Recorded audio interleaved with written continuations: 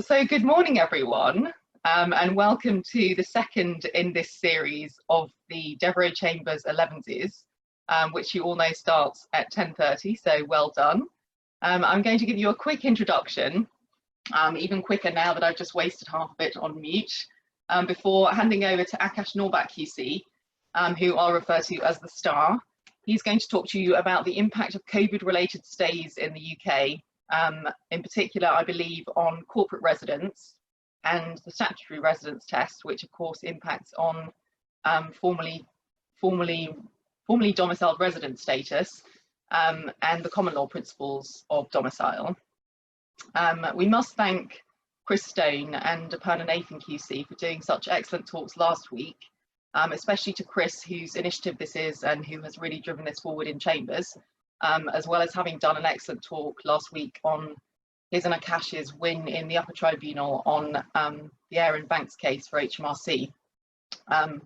There seems to be a slightly larger audience for today, so if any of you want to listen to the first webinar in the series, it may be that you can obtain a recording from the clerks, but I can't make any promises. In particular, I haven't asked the speakers about that. Thank you to all of you who did watch last week and who did participate and who gave feedback. We really appreciate your feedback, and we're hoping that you will give more feedback after today. I understand the format for the Q&A is slightly different this week, so there is I don't have it, but apparently there's a Q&A box, and if you use the Q&A box, then the questions will be picked up by the panel throughout the talk, and as many of them as possible answered at the end of the session. So just before I hand over to the star, I'll give you a quick update on Aparna Nathan QC's talk from the first webinar. That was on the conduct of cases in the courts and tribunals during the COVID crisis.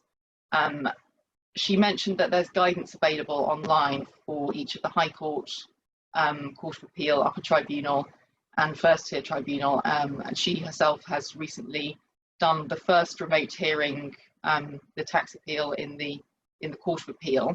The star of today has done the first remote tax appeal to the Supreme Court. I tried to watch that online. I thought it would be available in the usual way on the Supreme Court website, and I couldn't watch it. I don't know if that was just me, but hopefully he can give us some insight as to whether justice will be seen to be done in future or something went wrong with the technology. I don't know. I haven't heard anything generally from the Supreme Court about whether they intend to make remote hearings available online, but I thought that's quite important. I don't know if anyone else knows anything about that. So coming back to the tribunals, if I can just go on to the next slide.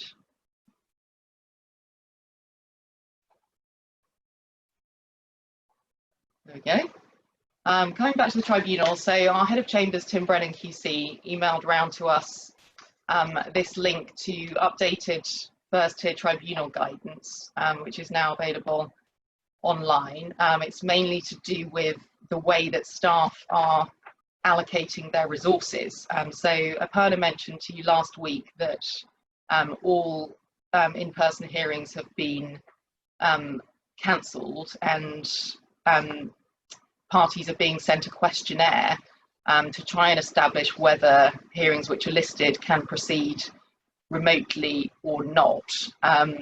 There is some disarray, especially in the council, who have hearings coming up and skeletons due to be filed, don't know whether hearings are taking place in the listing or not.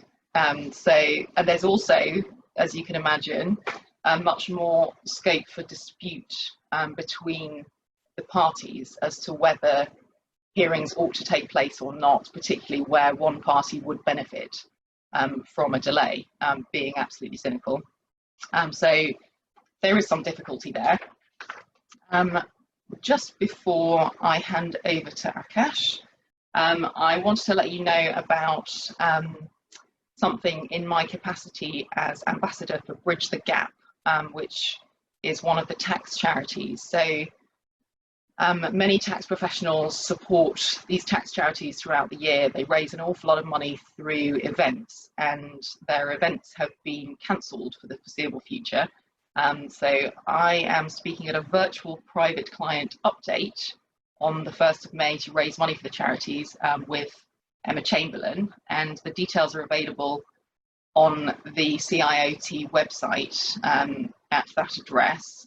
And finally, very excitingly, I haven't received copies, but the 4th edition of my book is out. The publishers haven't sent me copies, but and I heard that it was out because a client emailed me last week to say that he had his copy. So that is available.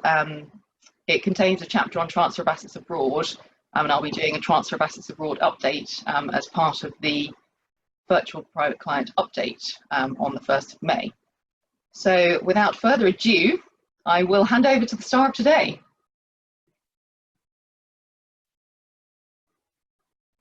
Technology allowing.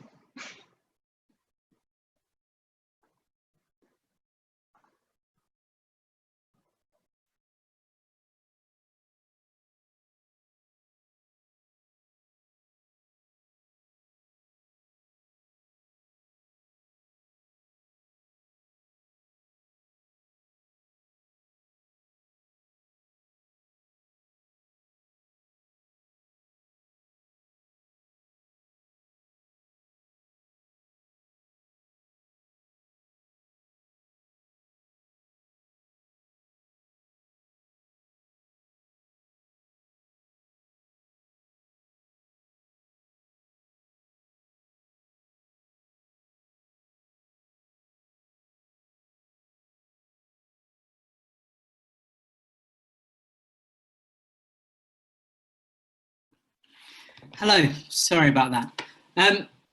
So this morning I'm going to be talking about the implications of COVID-19 for corporate residents, treaty residents, individual residents under the SRT, and also, if we have time, to touch on the some implications for domicile as well. In respect of each, I'll seek to identify what, if any, guidance the Revenue have published, the implications of that guidance, and hopefully cover some practical tips about issues that are likely to arise and how we might go about seeking to address them. Starting then with corporate residents. The presence of, in the UK, of directors and employees of foreign companies as a consequence of COVID-19 clearly raises questions about whether those foreign companies could become tax resident by virtue of central management and control being exercised in the UK. Now, issues might arise or are likely to arise from, for example, directors not being physically able to attend board meetings abroad, the increased use of virtual meetings with directors dialing in from the UK, and also high-level decisions being made by directors who are unable to leave the UK. As we know, yesterday, the government announced that the current restrictions will continue for at least 3 more weeks. Therefore, the limitations and issues that caused by COVID-19 may last for some time, as the restrictions on international travel are likely to remain in place even once the current lockdown restrictions start to be relaxed. Now, different countries have approached this issue in different ways.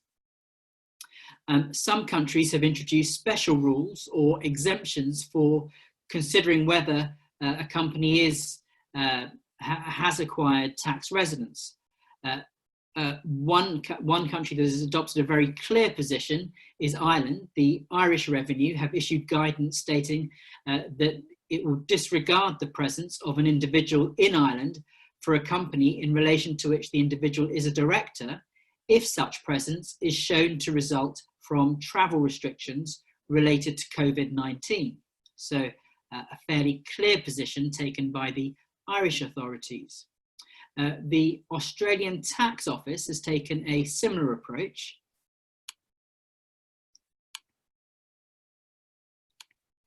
You'll see that they have issued guidance which provides that if the only reason for holding meetings in Australia or directors attending board meetings from Australia is because of the impacts of COVID-19, then they will not apply compliance resources to determine if the company's CMC is in Australia.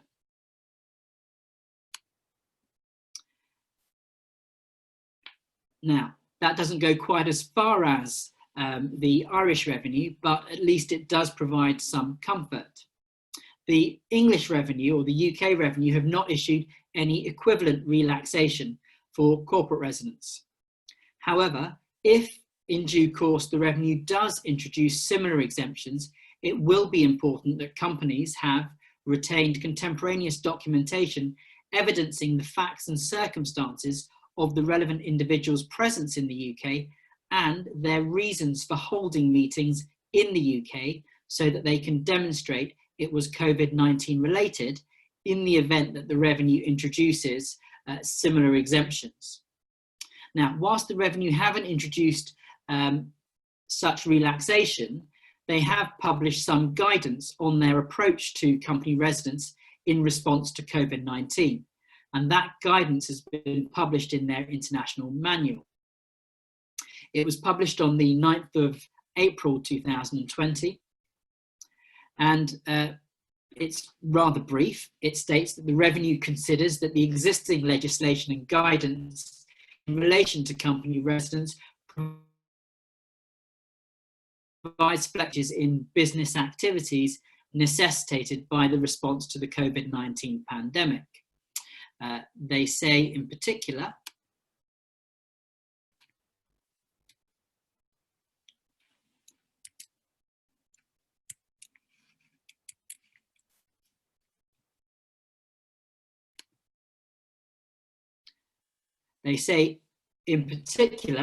that we do not consider that a company will, and I've underlined necessarily, become residents in the UK because a few board meetings are held here, or because some decisions are taken in the UK over a short period of time.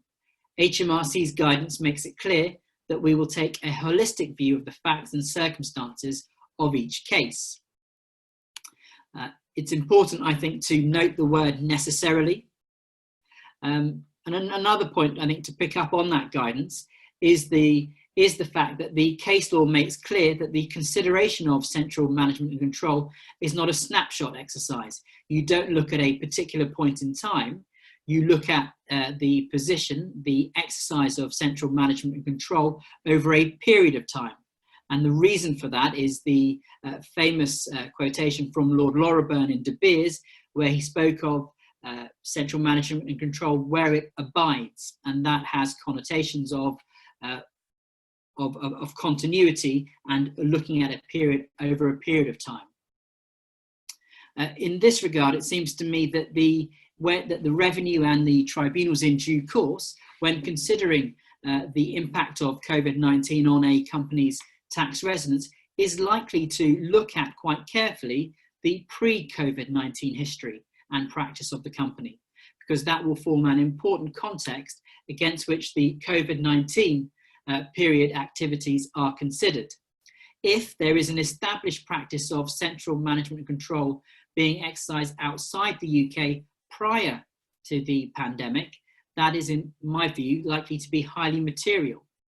However, the weight and importance of that may diminish the longer the lockdown restrictions are in place.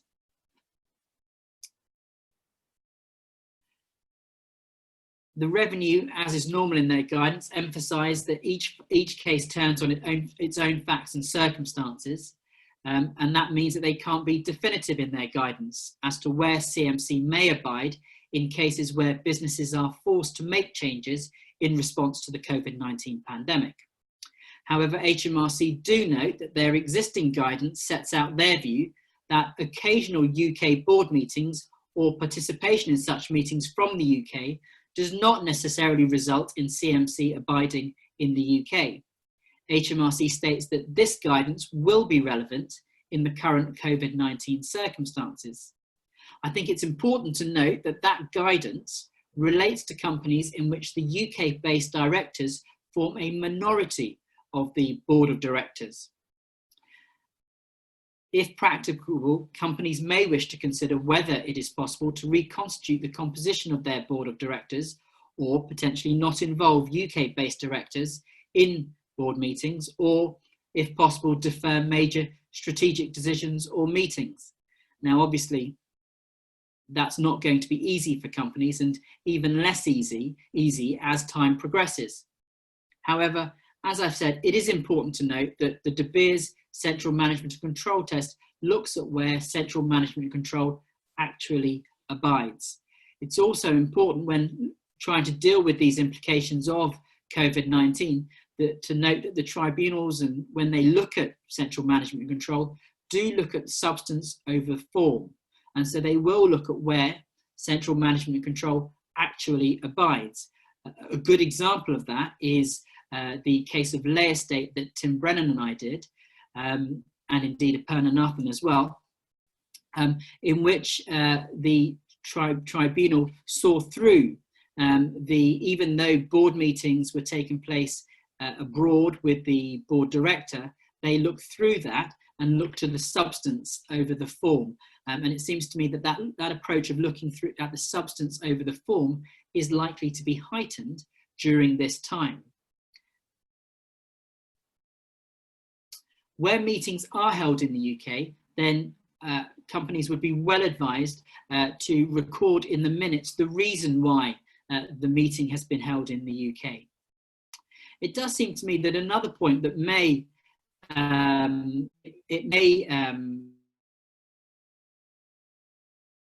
concept that has been perhaps not formed that prominence in the decisions to date, that the concept of dual residence may potentially become more of an issue in these exceptional times. The case law is well established that companies may be held to be resident in more than one jurisdiction if central management and control is divided. That is, if it is exercised in more than one country. Now, traditionally, the courts and tribunals have been reluctant to find dual residence, but as I say, it does seem to me that in these times, that may be more of a possibility, and is certainly something that companies should be aware of. On any view, the difficulty of holding in-person board meetings during the international travel restrictions is likely to lead at a greater focus on the location of the directors and where high-level decisions and activities are being carried out, both during the lockdown and, in turn, potentially on the pre-lockdown position. In terms of the principles, it's worth noting that the case of development securities, which is a case that I'm doing with Kate Balmer in Chambers, it has been through the first tribunal and upper tribunal and is due to be heard by the Court of Appeal, COVID-19 permitting, in October 2020. And so it may be that there are further principles that the Court of Appeal hand down in that case that may be helpful in looking at or in approaching COVID-19 cases. It'll be the first time since Wood and Holden in which Tim Brennan and Aparna Nathan QC appeared. Since 2006, it'll be the first time that the Court of Appeal will have considered the test of central management and control. Moving on then to treaty residence, even if central management and control does abide in the UK, if the company is also considered to be resident of another territory with which the UK has a double tax agreement, then the tiebreaker provisions in the DTA may result in the company nonetheless being treated as non-UK resident. Most of the UK's double tax agreements include a place of effective management or a competent authority-based tiebreaker. The Revenue's guidance notes that even if, as a result of the COVID restrictions, CMC started to abide to a sufficient degree to result in UK residence under UK domestic law, it may be that after consideration of the activities in both territories, the place of effective management may be found to be in the other territory. Interestingly, the OECD has published their own guidance, published on the 3rd of April 2020, in which they appear to take a much more forthright view. In that guidance, it states that it is unlikely that the COVID-19 situation will create any changes to an entity's resident status under a tax treaty. The OECD's rationale is that any changes will be a temporary change in location of the CEO and other senior executives, would constitute an extraordinary and temporary situation due to the COVID-19 crisis, and such change of location should not trigger a change in treaty residence once the tiebreaker is applied. The guidance notes that the tiebreaker commentary all emphasises that all relevant facts and circumstances should be examined to determine the usual and ordinary place of effective management, and not only those that pertain to an exceptional and temporary period, such as the COVID-19 crisis. However, as the case of Smallwood, in which Tim Brennan and I appeared, demonstrates, the POEM test does look at the substance of where an entity is effectively managed, and therefore what happened during the COVID-19 period may, particularly in a borderline case, be an indicator of the location of POEM outside that period. In cases where the DTA includes a competent authority-based tiebreaker, the guidance observes that the UK competent authority would take into account a wider range of factors than just CMC and POEM, and these will all be viewed in the round. So the OECD there has given, I think, some quite clear and helpful applications during these exceptional times.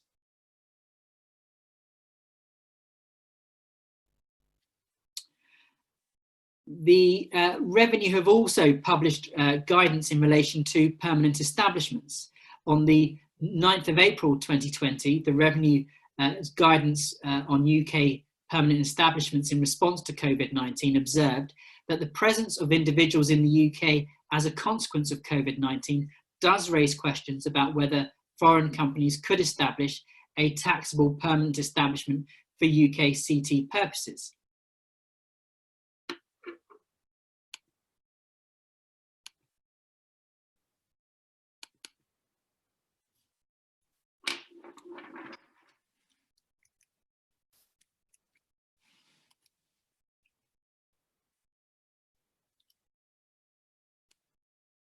I think I'll give up on that slide share.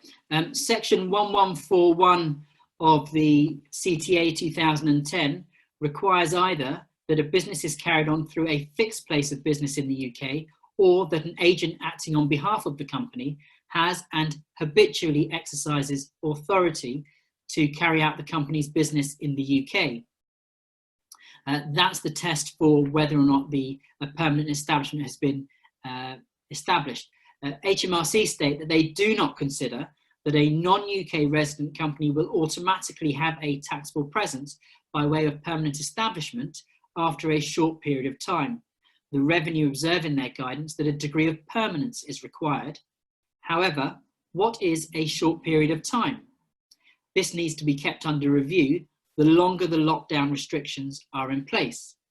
Similarly, HMRC state that whilst the habitual conclusion of contracts in the UK would also create a taxable presence in the UK, it is a matter of fact and degree as to whether that habitual condition is met.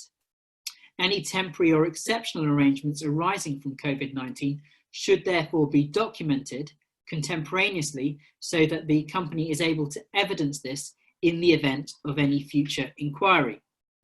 Again, the OECD's guidance is much more forthright. It suggests that it is unlikely that the COVID-19 situation will create any changes to the permanent establishment determination for treaty purposes. And again, they emphasise the exceptional and temporary change of the location where employees exercise their employment because of the COVID-19 crisis, and says that where those employees are working from home temporarily, that should not create a new permanent establishment for their employer. It does, however, contain a caveat that this is likely to be the position in respect of home working to the extent it does not become the new norm over time. The guidance observes that an employee working from home for COVID-19 related reasons is also unlikely to give rise to a dependent agent permanent establishment. Again, the relevant degree of permanency will be absent unless the employee was habitually concluding contracts on behalf of the enterprise in his or her home country before the COVID-19 crisis. Move on now to the statutory residence test. This is one area in which the government has announced a COVID-related amendment or a proposed COVID-related amendment to the legislation, and that's in the statutory residence test. As you know, ordinarily under the SRT, if an individual is present in the UK at the end of the day, that day will be regarded as spent in the UK for the purposes of the statutory residence test. Some, but importantly not all, of the statutory residence test permit the disregarding of up to 60 days in the UK in any one tax year where exceptional circumstances beyond the individual's control prevent the individual from leaving the UK. Importantly, some of the examples of where there is no exemption is in respect of the calculation of UK days is the calculation of UK work days. Therefore, any days an individual works for 3 hours or more in the UK, even if the only reason they're physically present in the UK is due to the exceptional COVID-19 circumstances, will still be counted as UK work days for the purposes of the full-time working automatic tests and also the work time. It also does not apply when considering and comparing time spent in the UK home compared to overseas homes for the purposes of the second automatic UK test. It also whether an individual has a family tie or indeed for the purposes of calculating in which country they have the greatest number of midnights.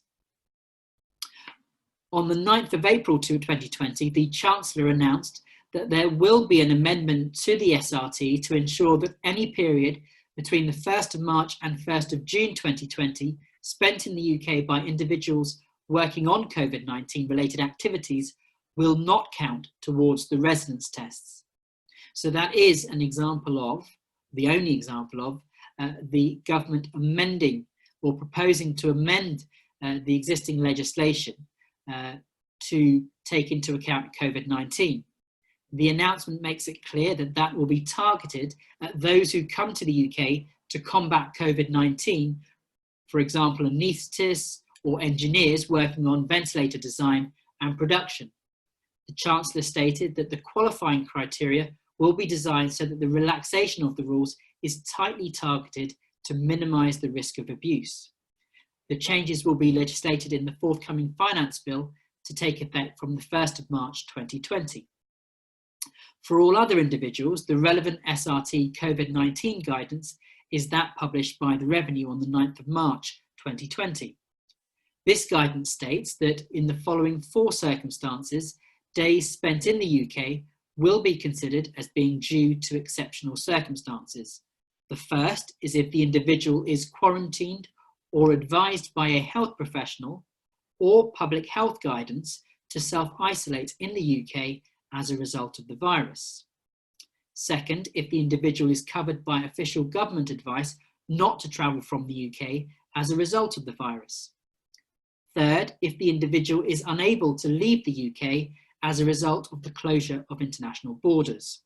Or fourth, the individual is asked by their employer to return to the UK temporarily as a result of the virus. Now, as noted above, the lockdown and travel restrictions do not look like being relaxed in the near future, and there is the risk of further lockdown or travel restriction periods until a vaccine is found. Therefore, for those present in the UK since the beginning of the 2021 tax year, their 60 days will run out in early June.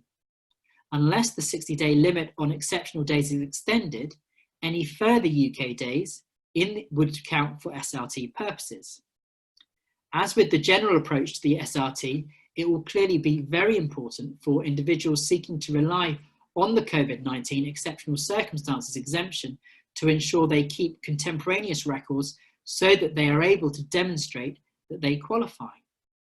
Examples may be contemporaneous emails or other correspondence which record the fact or evidence the fact, reflect the fact that they are self-isolating in accordance with the public health guidance. In this regard, there's also a timing point that will be important for advisors to consider. As we've seen, the guidance is quite qualified, but it also refers to the public health guidance. Now, clearly the guidance and advice and indeed travel restrictions have changed over time, and it will be important when considering particular days to consider the particular guidance that was in force at that time. As already noted, the exceptional circumstances disregard does not apply to the calculation of work days for the purpose of establishing if an individual has a work tie or is working full-time abroad in the UK. Where the exemption does apply, it's important to note, as I've said, that the guidance is qualified. For example, the government's advice against all non-essential international travel. Well, there may be interesting questions as to whether or not travel, or the relevant travel, travelling back to another country, was essential travel or not. And so that, therefore, whether particular days are covered by the exemption will involve careful analysis.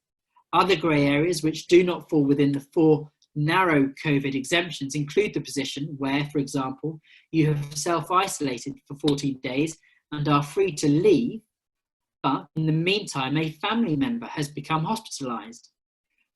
In normal circumstances, HMRC have taken a very traditional what constitutes exceptional circumstances. The examples in their guidance are serious injury to illness of a spouse or dependent child. But what if it's your mother or father that's been hospitalised, or a sibling? Advisors may also need to consider whether the individual would have been in the UK in any event for some of the days they are actually present in the UK. If they would have been here on certain days anyway, then you cannot assume that those days can be disregarded because they are now here due to lockdown. Similarly, the Revenues guidance states that for days in the UK due to exceptional circumstances to be ignored, an individual must intend to and leave as soon as those circumstances permit. Therefore, I think we can expect that in considering whether the exemption applies, the Revenue may well look to see whether the individual leaves as soon as the restrictions allow them to. The Revenues guidance also states that the days spent in the UK will not be considered exceptional where the circumstances are not beyond the individual's control, where there is an element of choice. An example given in the non-COVID guidance is choosing to come to the UK for medical treatment. Well, what if an individual was abroad when the pandemic started and chose to come to the UK to be with their family during lockdown? In those circumstances, I'd suggest that one cannot simply assume that the exceptional circumstances disregard would apply. I'll just touch very briefly on the domicile position and the effect of COVID-19 on domicile. As we know, at common law, the acquisition of a domicile of choice requires both residence, that is, physical presence in a country as an inhabitant, together with the intention to reside permanently or indefinitely in that country. However, the residence must be voluntary, so that, for example, residence in the UK at the time of death resulting from the inability to travel during lockdown is unlikely of itself to constitute the necessary residence for domicile purposes. Although again, particularly in borderline cases, it may be a relevant factor in considering the quality of the pre-COVID presence in the UK. On a more practical level, in many cases, individuals are relying on a domicile status that they have inherited from their father or even grandfather. In any HMRC investigation or FTT proceedings, evidence from the individual's father or grandfather or mother or grandmother is likely to be important. As we've all seen, COVID-19 is obviously having a devastating effect, particularly on older people. Therefore, where possible, it is important to consider even now taking statements from those individuals, that is parents, grandparents, to ensure that the individual has the evidence that they need to deploy in any current or future HMRC investigation or proceedings before the FTT. As I say, it's a sensitive topic and would need to be handled sensitively, but that is something I'd suggest that advisors at least need to be tactfully suggesting or considering at this time. Well, to try and not finish on too morbid a point, Rebecca raised in the introduction the Supreme Court case. That was the case of Fowler, the first case in which the Supreme Court heard a case virtually. It was, I think, a success in that we managed to get through the whole day without the communication breaking down. It is, unfortunately, from my perspective, available for viewing on the Supreme Court website. I wouldn't encourage that, but for those who are bored, it's there for those that are interested. I hope you've enjoyed this talk. We're now going to open out into a slightly broader panel session with other members of Devereux Chambers answering questions and also discussing the topic we've just discussed.